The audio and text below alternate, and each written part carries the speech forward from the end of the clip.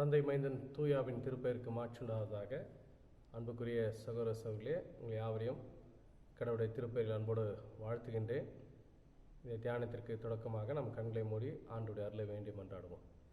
அருள் நிறைந்த ஆண்டவரே, மனமகிழ்ந்த இந்த நாளின் வாழ்வுக்காக நாங்கள் நன்றி செலுத்துகிறோம். மீண்டுமாய் ஒரு புதிய வாரத்தை எங்களுக்கு தந்திருக்கிறீர். குறிப்பாக திருச்சபை என்கிற குடும்பத்தை தூயாவின் வழியாய் நீர் ஏற்படுத்தின இந்த நாளுக்காக நாங்கள் நன்றி செலுத்துகிறோம். தூயாவியர் எங்களுக்குள் செயல்படும்படியாய் எங்களை அர்ப்பணிக்க அறுத்தார். கிறிஸ்தேசன் வழியாய் வேண்டிக் கொள்கிறோம். அன்பு மிகுந்த ஆண்டவரே, ஆமென். அன்புக்குரியோரே, இந்த நாள் நம் அனைவரும் அறிந்தவனமாக தூயாவின் திருநாள் என்று சொல்லி நாம் இந்த நாளை நினைவு கூறுகிறோம். பெந்தேகோஸ்தே திருநாள் என்று சொல்லியும் இந்த நாள் கொண்டாடப்படுகிறது.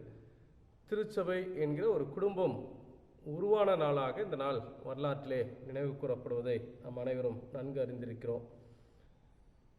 இஸ்ரவேல் மக்களை பொறுத்தவரை அவருடைய வாழ்க்கையிலே மிக முக்கிய பண்டிகைகளாக 3 பண்டிகைகளை அந்த மக்கள் நினைவு கூர்ந்தார்கள். ஒன்று பாஸ்கா பண்டிகை, இரண்டாவதாக வாரங்களின் பண்டிகை, மூன்றாவதாக கூடார பண்டிகை.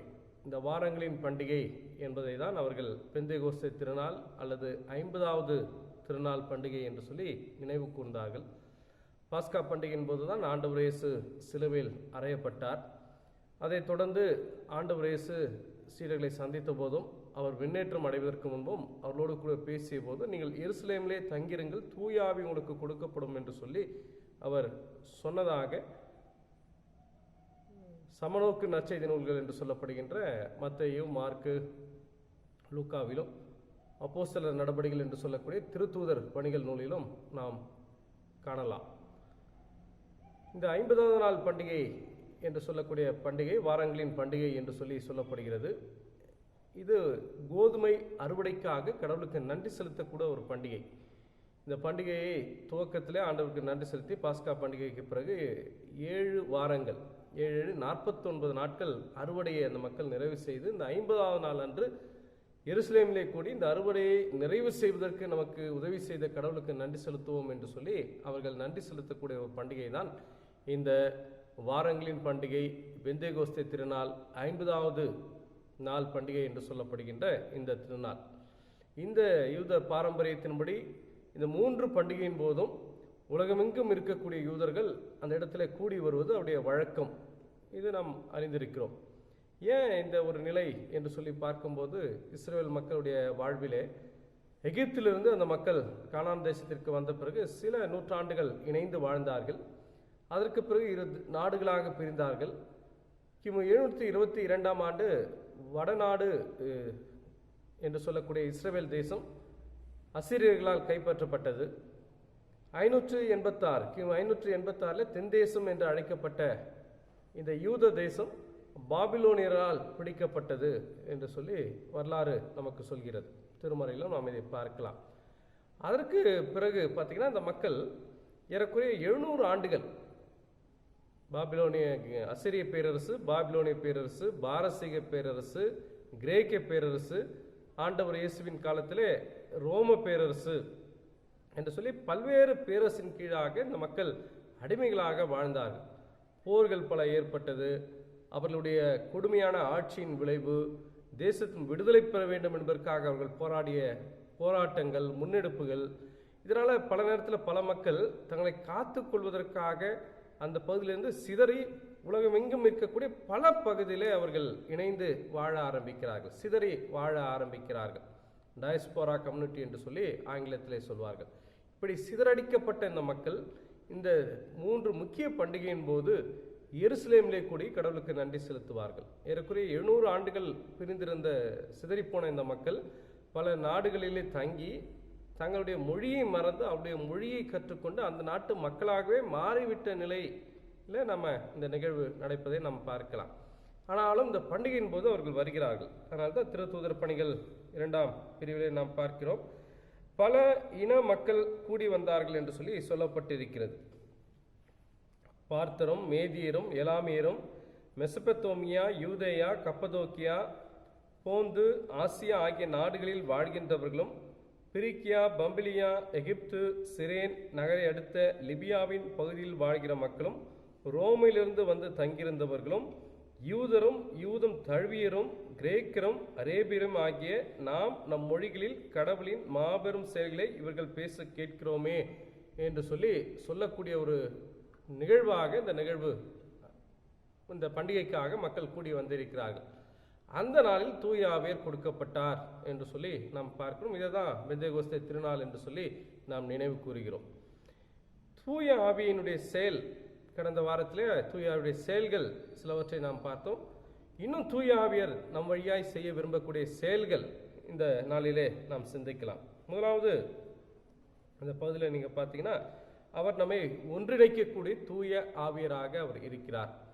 இந்த பகுதியில் நாம் பார்த்த வண்ணமாக பல பகுதிகளில் வாழ்கின்ற மக்கள் இணைந்து வந்திருக்கிறார்கள்.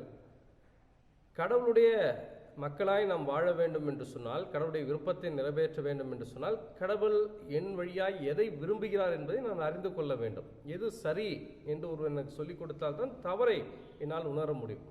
அப்போ கடவுளுடைய விருப்பத்தை ஒருவர் உணர்ந்து கொள்ள வேண்டும் என்று சொன்னால், கடவுளுடைய விருப்பம் அவருக்கு சொல்லப்பட வேண்டும். சொல்லப்படும் போது தான் அதற்கு அவர் கீழ்ப்படிய முடியும், அதை பின்பற்ற முடியும்.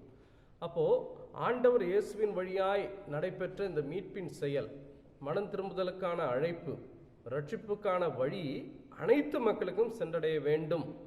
இது எப்படி சென்றடைய முடியும் என்று சொல்லும்போது, இதற்கு தடையாய் இருந்தது மொழி. ஒருவர் பேசுகின்ற வார்த்தை இன்னொருவருக்கு தெரியாது. அவர்கள் சொல்கிறவனமாக பேசுகிற எல்லோரும் கலிலேயர் அல்லவா என்று சொல்லி கூடியிருக்கிற மக்கள் சொல்கிறார்கள். அப்போ மொழி அவர்களுக்கு தடையாய் இருந்தது. அப்போ கடவுளுடைய விருப்பத்தை தெரிவதற்கு, கடவுளுடைய விருப்பம் செயல்படுவதற்கு தடையாய் இருந்த அந்த தடையை அன்றைக்கு தூய ஆவியர் அதை முறியடிக்கிறார், உடைக்கிறார். கடவுளுடைய விருப்பம் அனைத்து மக்களுக்கும் சொல்லப்படுகிறது. கடவுளுடைய மனம் திரும்புதலுக்கான செய்தி அனைத்து மக்களுக்கும் சொல்லப்படுகிறது. கடவுளுடைய விருப்பத்தை உணரக்கூடிய வாய்ப்பு அனைத்து மக்களுக்கும் கொடுக்கப்படுகிறது. அதுதான் எல்லா மொழிகளிலும் பேசுகின்ற வரங்கள் அன்றைக்கு கொடுக்கப்பட்டது என்று சொல்லி இந்த பகுதியில் நாம் பார்க்க முடியும். நெருப்பு போன்ற நாவுகள், பிளவுப்பட்ட நாவுகள் ஒவ்வொருடைய மேலும் அமர்ந்தது என்று சொல்லி பார்க்கலாம். இது நாவு என்பது மொழி வரத்தை குறிப்பிடுகிறது. பல்வேறு மொழிகளை பேசக்கூடிய ஒரு வரத்தை குறிப்பிடுகிறது. இதன் வழியாக அனைத்து மக்களும் ஆண்டவருடைய விருப்பத்தை உணர்ந்து கொள்கிறார்கள், கடவுளுடைய அன்பை உணர்ந்து கொள்கிறார்கள், அவருடைய மீட்பை உணர்ந்து கொள்கிறார்கள். அப்போ கடவுள் இதன் வழியாக அனைத்து மக்களையும் ஒன்றிணைத்தார். ஒன்றிணைக்கினுடைய செயல்பாட்டினுடைய துவக்கமாக இந்த நிகழ்வு நாம் பார்க்கலாம். அப்போ திருச்சபை என்கிற குடும்பம் உருவானது. அது ஒன்றிணைக்கக்கூடிய ஒரு குடும்பமாக கடவுளுடைய தூய ஆவியால் உருவாக்கப்பட்டது. அப்போ இணைந்து வாழ்வதுதான் கடவுளுடைய குடும்பம் என்று சொல்லி இந்த பகுதி நமக்கு சுட்டி காட்டுவதை நாம் பார்க்கலாம். ஆனால் இன்னைக்கு என்ன நடக்கிறது? பெந்தேகோஸ்தே என்கிற வார்த்தை கடவுள் ஒன்றிணைத்த ஒரு நாள். ஆனால் இன்றைக்கு அதுவே இன்னைக்கு ஒரு டினாமினேஷனுடைய பெயராக, சபையை பிரிக்கக்கூடிய ஒரு வார்த்தையாக அது மாறி இருக்கக்கூடிய ஒரு அவல நிலையில் இன்றைக்கு திருச்சபை இருப்பதை நாம் பார்க்கலாம். இணைந்து வாழும்படியாய் அழைப்பை பெற்ற நாம் இன்றைக்கு பிரிந்து பிரிந்து வாழ்ந்து கொண்டிருக்கிறோம். நம்மை இணைத்த தூய ஆவியரே நாம் பிரித்து வாழ்கிற மக்களாக, எங்களுக்கு அவர் உரியவர் என்று சொல்லி உங்களுக்கு அவர் இல்லை என்று சொல்லி பிளவுபட்ட நிலையில் வாழ்ந்து கொண்டிருக்கக்கூடிய ஒரு இழி நிலை இன்றைக்கு திருச்சபை மக்களிடையே இருப்பதை நாம் பார்க்க முடியும். ஆனால் ஒன்றிணைப்பதற்காக அவர் கொடுக்கப்பட்டார் என்று சொல்லி நாம் உணர வேண்டும். அந்த ஒன்றிணைக்கக்கூடிய ஆற்றலினால் தான் இன்னைக்கு நம்ம எல்லோருக்கும் ஆண்டவருடைய வார்த்தைகள், திருமறை என்கிற இந்த வார்த்தை நம்முடைய தாய்மொழியில் கொடுக்கப்பட்டிருக்கிறது. ஒரு காலத்தில் பார்த்தீங்கன்னா, யாராவது ஒருவர் திருமறையை படிக்க வேண்டும் என்று சொன்னால் எபிரேய மொழியை கற்க வேண்டும், கிரேக்க மொழியை கற்க வேண்டும்.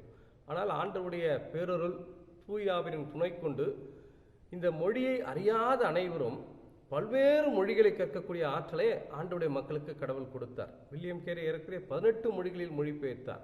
நம்முடைய தமிழ் மொழியில் சிகன் பால்க் இந்த மொழிபெயர்ப்பை நமக்கு செய்து கொடுத்திருக்கிறார், தமிழ் மொழியில் முதலாவதாக. இப்படி கடவுள் அவருடைய மீட்பை, அவருடைய விருப்பத்தை அறிந்து கொள்வதற்கான வாய்ப்பை தூயாவின் வழியாக அனைவருக்கும் கொடுத்திருக்கிறார். எனவே இதற்காக நாம் கடவுளுக்கு நன்றி செலுத்த வேண்டும். அவர் சொன்னதைப் போல ஒன்றிணைத்து வாழ்வதற்கு நாம் முயற்சி செய்ய வேண்டும். அதுவே தூயாவிற்கு நாம் செய்கின்ற ஒரு நன்றி அல்லது ஒரு கீழ்ப்படிதல் என்று சொல்லி நாம் பார்க்கலாம். இரண்டாவதாக, அவர் நம்மை தூய்மைப்படுத்தக்கூடிய தூய ஆவியராக இருக்கிறார். எதற்காக ஒன்றிணைக்கிறார்? நம்மை தூய்மைப்படுத்துவதற்காக, நம்மை மேலும் பரிசுத்தப்படுத்துவதற்காக அவர் நம்மை ஒன்றிணைத்திருக்கிறார் என்று சொல்லி இங்கு சொல்லப்பட்டிருக்கிறது. நாம் நம்முடைய திருமறை பகுதியாக இருக்கக்கூடிய எசேக்கியேல் 36 அதிகாரம் 26, 27 வசனத்தில் நாம் பார்க்கிறோம். இஸ்ரவேல் மக்கள் சிறையிருப்பில், பாபிலோனி சிறையிருப்பில் இருந்தபோது எசேக்கியேல் இறைவாக்கினர் வழியாக உரைக்கப்பட்ட வார்த்தைகள். எதற்காக நீங்கள் இப்படி கடவுளுடைய பாதுகாப்பின்றி, கடவுளால் கைவிடப்பட்டு இந்த பாபிலோனியாவிலே நீங்கள் அடிமைகளாக இருக்கிறீர்கள் என்று சொல்லும்போது, கடவுளுடைய விருப்பத்தை நீங்கள் செய்யவில்லை, ஆண்டவர் விரும்பி எந்த செயலையும் நீங்கள் செய்யவில்லை, அதனால கடவுள் உங்களை கைவிட்டு விட்டார், அதனுடைய விளைவாகத்தான் நீங்கள் இந்த பாபிலோனி சிறையிருப்பில் இருக்கிறீர்கள் என்று சொல்லி இறைவாக்கினர் அங்கு சொல்கிறார். அதனால தான் அவருடைய தவறுகளை அவர் சுட்டி காட்டுகின்றார். இப்படியெல்லாம் இருந்த உங்களை கடவுள் தூய்மைப்படுத்துவார், உங்களை பரிசுத்தப்படுத்துவார், சொந்த நாட்டிலே உங்களை மீண்டுமாய் ஆண்டவர் கொண்டு போய் சேர்ப்பார் என்று சொல்லி அவர் இந்த பகுதியிலே சொல்வதை நாம் பார்க்கலாம். அதனால தான் எசேக்கியேல் 36, 26 வசனத்தில் சொல்கிறார், நான் உங்களுக்கு ஒரு புதிய இருதயத்தை அருள்வேன், புதிய ஆவியை உங்களுக்குள் புகுத்துவேன் என்று சொல்லி ஆண்டவர் சொல்வதை நாம் பார்க்கலாம். இந்த புதிய ஆவி என்ன செய்கிறாராம், இந்த மக்களுக்குள் இருந்த கடவுள் விரும்பாத தீய குணங்களாக இருந்த சிலை வழிபாட்டையும், கல்லான இருதயம், இரக்கமற்ற இருதயம், பகிர்தலற்ற அந்த இருதயத்தையும் கடவுள் மாற்றுவதாக வாய்ப்பு கொடுக்கிறார். பஞ்சம் வருகிறது. ஏன் பஞ்சம் வருகிறது?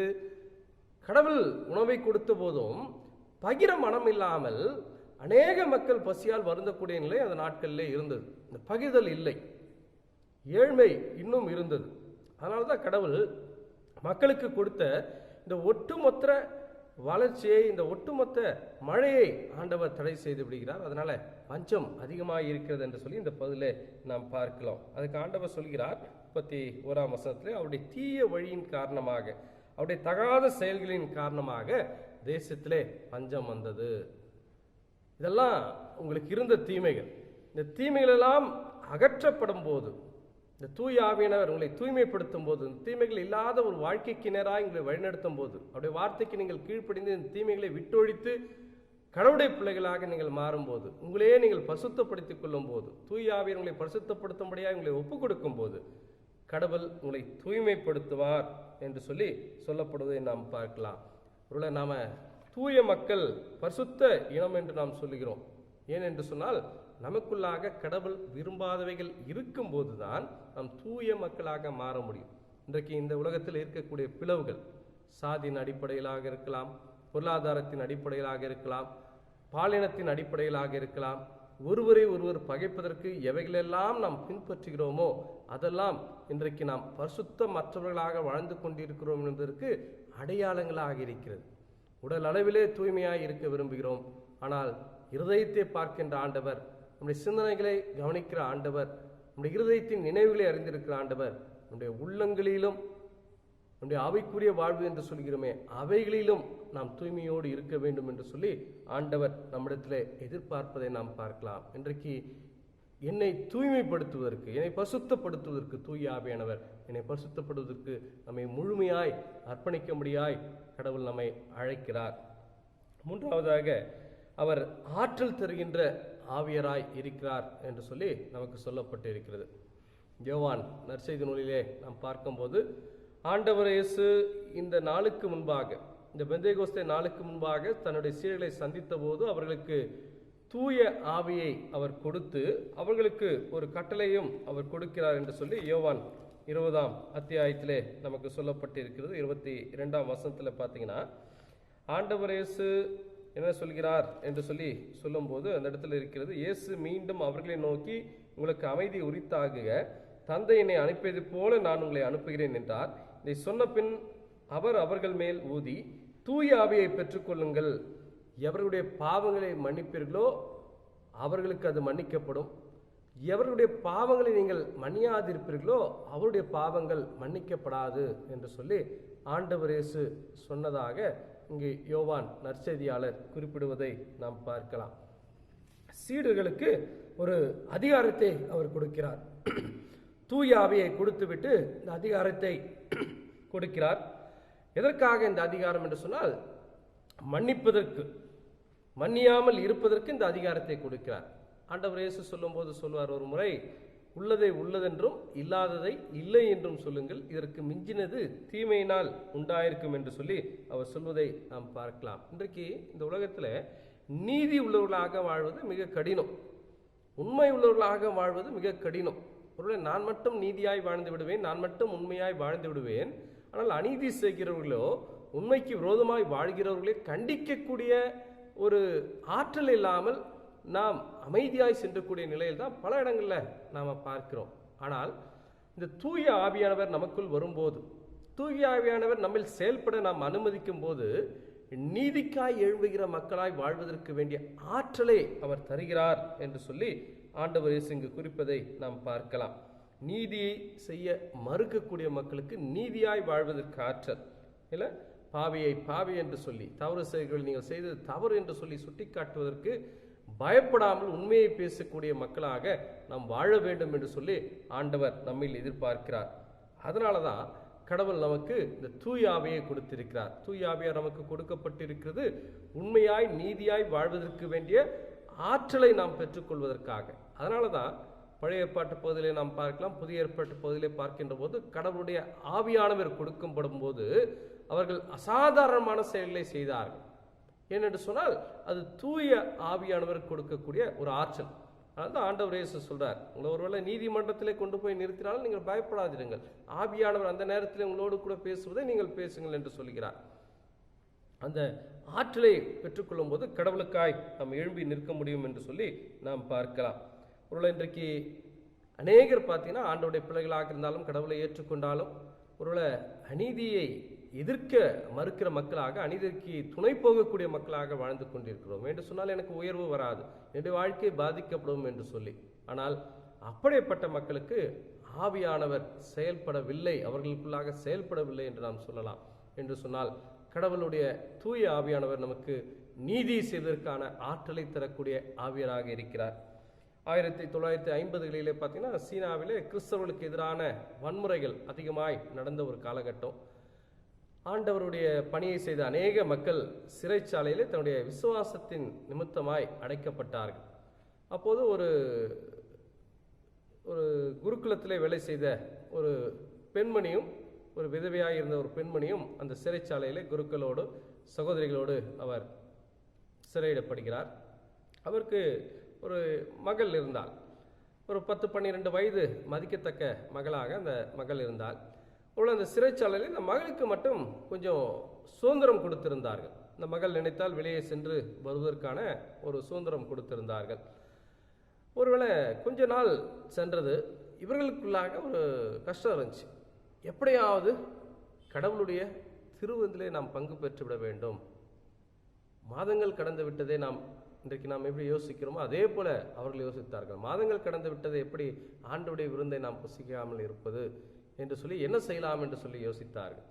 அப்போ அவங்க யோசித்தாங்க, நமக்கு இருக்கக்கூடிய ஒரே வழி இந்த சிறுபெண் வெளியே சென்று வரக்கூடிய ஒரு வாய்ப்பு இருக்கிறது, இந்த பெண்ணின் வழியாக நாம் இந்த திருவிருந்தை பெற்றுக்கொள்வதற்கு நாம் முயற்சி செய்ய வேண்டும் என்று சொல்லி வெளியே இருந்த குருக்கள் வழியாக, மறைவாய் வாழ்ந்து கொண்டிருந்த குருக்கள் இடத்திலிருந்து திருவிருந்தை பெற்று இவர்களுக்கு கொடுக்கும்படியாய் அந்த பெண்ணிடத்தில் கேட்டுக்கொண்டார்கள். அந்த பெண்ணும் சில நாட்கள் அந்த பணியை செய்து கொண்டு வந்தார்கள். அப்போ வெளியே இருந்த அந்த குரு கேட்டாரா, அம்மா நீ ஒரு சிறு பெண்ணாய் இருக்கிறாள், ஒருவேளை சிறைக்காவலரிடத்தில் நீ சிக்கிவிட்டால் உன்னுடைய வாழ்க்கை என்ன ஆகும் என்று சொல்லி நீ சிந்தித்தாயா என்று சொல்லி அவர் பேசிய போது அந்த சிறு பெண் அவருக்கு மறுமொழியாய் சொன்னாராம், ஐயா நான் திடப்படுத்தல் பெற்றிருக்கிறேன், திடப்படுத்தல் வழியாக தூய ஆவியானவரை நான் பெற்றிருக்கிறேன், எனக்கு இதை குறித்த பயம் இல்லை. ஏனென்று சொன்னால் இந்த உலக வாழ்வை நான் பெற்றுக்கொண்டிருப்பதோ, இதை காப்பாற்ற வேண்டும் என்று சொல்லி நான் முயற்சிப்பதோ எனக்கு மிக முக்கியமல்ல, என்னில் இருக்கிற ஆவியானவர் என்னோடு கூட இருக்கிறார், அதனால் எனக்கு எவ்விதமான பயமும் கிடையாது இந்த பணியை செய்வதற்கு.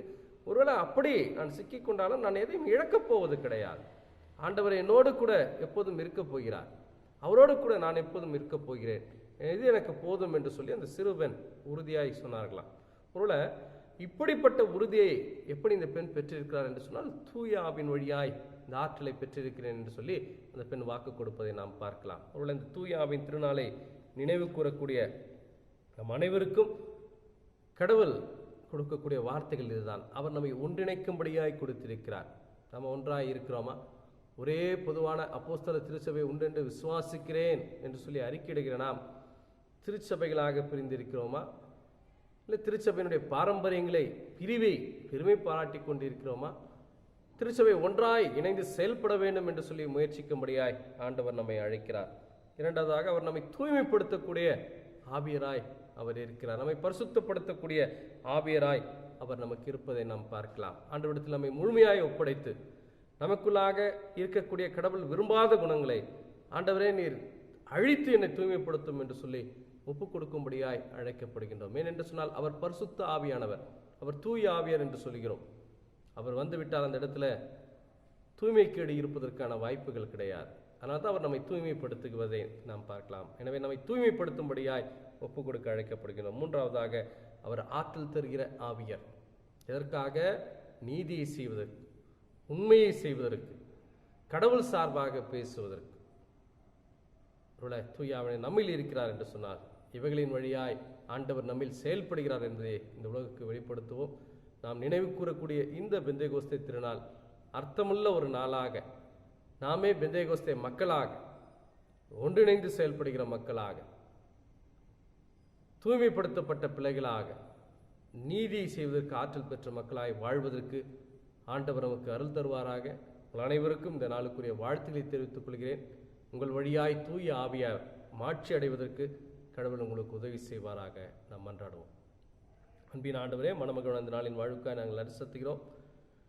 இது ஆண்டவரே, எங்களை ஒன்றிணைப்பதற்காக, எங்களை தூய்மைப்படுத்துவதற்காக, எங்களை ஆற்றல் படுத்துவதற்காக தூய ஆவியினர் எங்களுக்கு கொடுக்கப்பட்டார் என்பதை உணரக்கூடிய உணர்வைத்தார். பிரிவு இருக்கக்கூடிய இடத்திலே ஒற்றுமையை பேசக்கூடிய மக்களாக, அசுத்தம் இருக்கக்கூடிய இடத்திலே கடவுள் விரும்பாத செயல்களை தூய்மைப்படுத்தக்கூடிய மக்களாக அவைகளை தீமைகளை விட்டுவிடுவதற்கான ஆற்றலை பெற்றுக்கொள்ள நீங்களுக்கு உதவி செய்ய வைக்கிறோம். நீதிக்காக, உண்மைக்காக, கடவுளுடைய விருப்பத்தை நிறைவேற்றுவதற்காக எழும்பி நிற்கக்கூடிய மக்களாய் நிற்பதற்கு ஆற்றலைத்தார். இது ஆண்டவரே, இந்த நாள் முழுவதும், இந்த புதிய வாரம் முழுவதும் எங்கள் திருச்சபை மக்கள் யாருடைய வாழ்வை கர்த்தர் நீர் பாதுகாத்துக் கொள்ளும். துயரப்படுகிற மக்கள் யாவருக்கு நீர் ஆதலைத்தாரும். எங்களால் புரிந்து கொள்ள முடியாத இந்த தீமையிலிருந்து ஆண்டவர்களை பாதுகாக்க முடியாய் நாங்கள் மன்றாடுகிறோம். உம்மால் எல்லாம் கூடும் என்று நாங்கள் விசுவாசிக்கிறோம், நம்புகிறோம். ஆண்டவரே, நீர் விடுதலைத்தார். இந்த தூய ஆவியானவர் எங்களுக்கு ஆற்றலை தரட்டும், எங்களை ஒன்றிணைக்கட்டும், எங்களை பரிசுத்தப்படுத்த முடியாய் நாங்கள் வேண்டிக் கொள்கிறோம். இரவு இந்த நேசின் வழியாய் வேண்டிக் கொள்கிறோம். அன்பு மிகுந்த ஆண்டவரே, ஆமென். அன்புக்குரிய இறை மக்களே, கடவுளுடைய தூய ஆவியார் எப்போதும் உங்களோடு கூட இருப்பாராக. மன மகிழ்ச்சியோடு ஆண்டவரில் நம்பிக்கை கொண்டு வாழுங்கள். இந்த சூழலில் இருக்கக்கூடிய தீமையிலிருந்தும் கடவுள் நம்மை பாதுகாப்பார் என்ற நிச்சயத்தோடு உங்களை அன்போடு வாழ்த்துகிறேன். தந்தை, மைந்தன், தூய ஆவியார் கடவுள் உங்களோடும் உங்களுடைய குடும்பத்தோடும் என்றும் துணையாயிருந்து உங்களை பாதுகாத்துக் கொள்வாராக. கடவுளுடைய திருப்பெயருக்கே மாற்றுண்டாவதாக. ஆமென்.